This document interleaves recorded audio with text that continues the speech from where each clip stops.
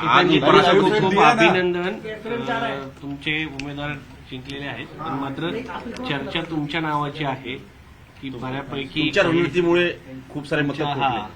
बघा, मला वाटतं आज उपराष्ट्रपतींचे उमेदवार CP राधाकृष्णनजी यांच्या मोठ्या फरकाने, म्हणजे एनडीएचे जे उमेदवार होते हे 452 मतं त्यांना मिळाली आणि एक मोठा विजय, 152 मतांनी विजय हा झालेला आहे. मला वाटतं हा छोटा मोठा विजय नाही, हा मोठा विजय.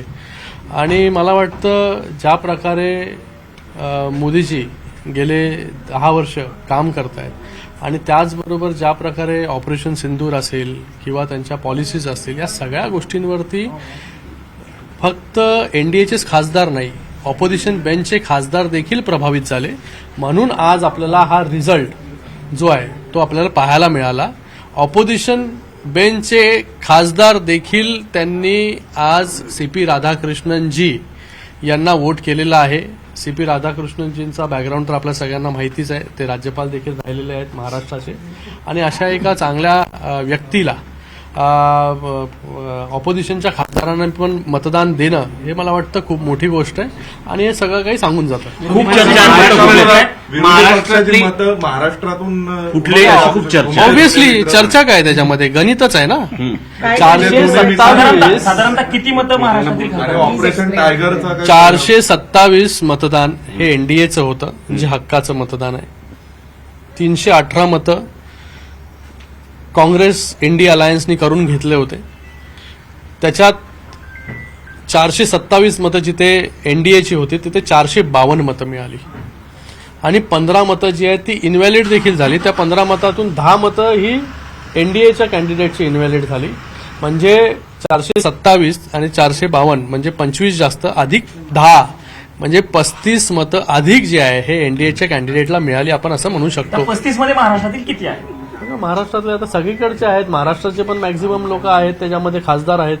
मी म्हणालो तुम्हाला की ऑपोजिशन बेंचचे खासदार देखील त्याच्यावर प्रभावित झाले. जे मोदीजी काम करतायत त्यांना देखील नको आहे की जे इंडिया अलायन्स काम करतंय, जे राहुल गांधी ज्या प्रकारे भारताच्या विरोधामध्ये जाऊन स्टँड घेतात बाहेरच्या देशामध्ये किंवा देशामध्ये, हे जे आहे ते त्यांना पण पटलेलं नाहीये. म्हणून त्यांनी आज हे मतदान जे आहे हे एनडीएच्या कॅन्डिडेटला केलेलं आहे.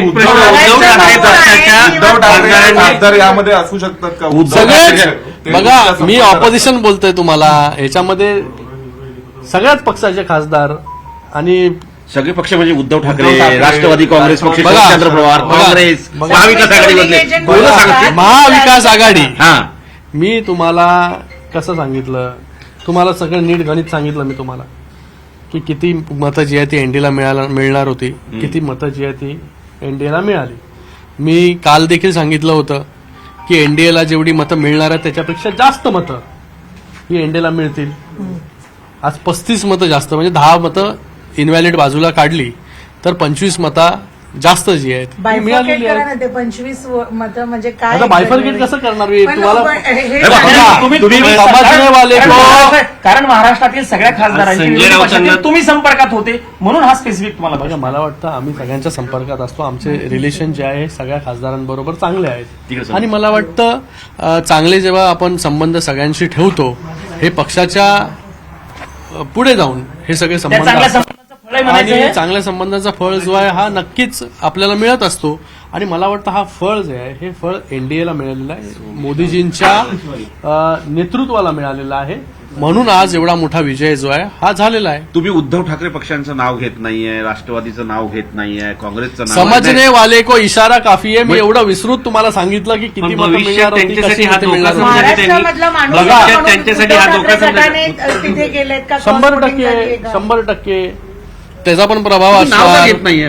पण भविष्यात तुम्ही नाव का घेत नाहीये? प्रश्न असा आहे, तुम्ही नाव का घेत नाहीये? ही लिटमस टेस्ट म्हणायची का? हो. बिहार आणि स्थानिक स्वराज्य बघा, महाविकास आघाडीमध्ये काही अलबेल नाहीये हे याच्यावरून दिसून येतं आणि त्यांच्याच खासदारांना त्यांच्या नेतृत्वावरती भरोसा नाहीये. म्हणून असं मतदान जे आहे हे त्या खासदारांनी केलेलं आहे. ऑपरेशन टायगरची खूप चर्चा असते, त्याची सुरुवात आहे असं म्हणायचं. ऑपरेशन टायगर बाबा, शकता. मुंबई आता महापालिका आणि महाराष्ट्रामध्ये भविष्यामध्ये त्या पक्षाच्या प्रमुखाला एवढंच बोलू शकतो की भविष्यामध्ये ज्या निवडणुका होतील, आता तुम्ही पाहिलं विधानसभाच्या निवडणुका, या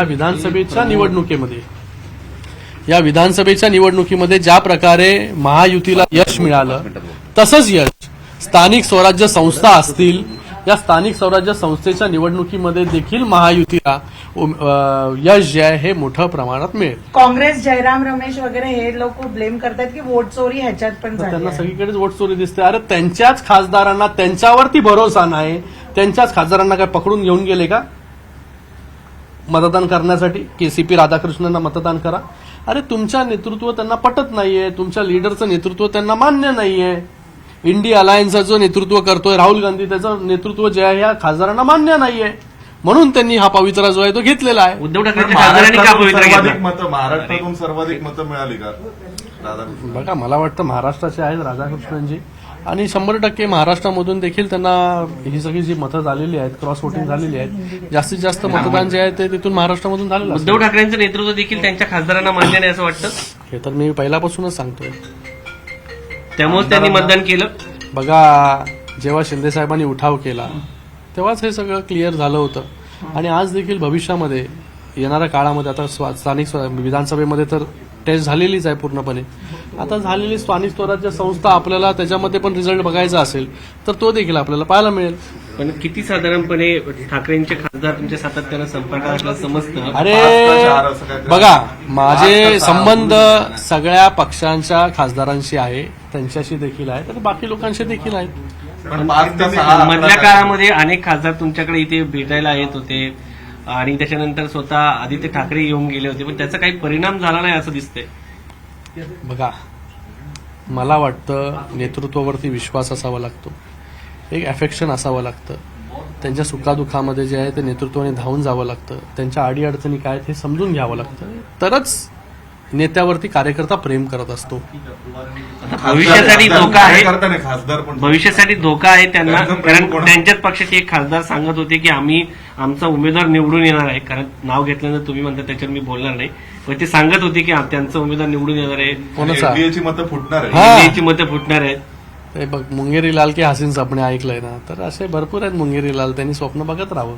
सर, हिंदी में जानना चाहेंगे उपराष्ट्रपति के इसके लिए सीपी राधाकृष्णन आज आपसे- बहुत बड़ी जीत एनडीए के प्रत्याशी सीपी राधाकृष्णन जी इनकी हुई है, जहां पर एनडीए के 427 वोट थे, लेकिन वोट काउंटिंग के बाद एनडीए को 452 वोट, 452 वोट्स, मतलब 25 अधिक वोट, और उसी के साथ में जो 15 वोट्स इनवैलिड हो गए उसमें से 10 वोट्स एनडीए के इनवैलिड हुए, मतलब 35 ज्यादा वोट एनडीए के प्रत्याशी को मिले हैं. मुझे लगता है कि ये बहुत बड़ी जीत हमारी है, मोदी जी की है, मोदी जी के नेतृत्व की है. जिस प्रकार से मोदी जी गए 10 साल इस भारत में काम कर रहे, जिस प्रकार से उनकी विदेश नीति है, उनकी नीति है, जिस प्रकार से डेवलपमेंट का काम चल रहा है, उनके ऊपर एक विश्वास रखकर ऑपोजिशन के एमपीज ने भी एनडीए के उम्मीदवार को मतदान किया और बड़ी बहुमत से एनडीए के उम्मीदवार को जिताया. महाराष्ट्र के ये क्रॉस वोटिंग थे ज्यादा से, ऐसे समझ रहे हैं? मैं आपको कहना महाविकास आघाड़ी से चाहूंगा, ज्यादा देखो, है। सीपी राधाकृष्णन जी महाराष्ट्र से है.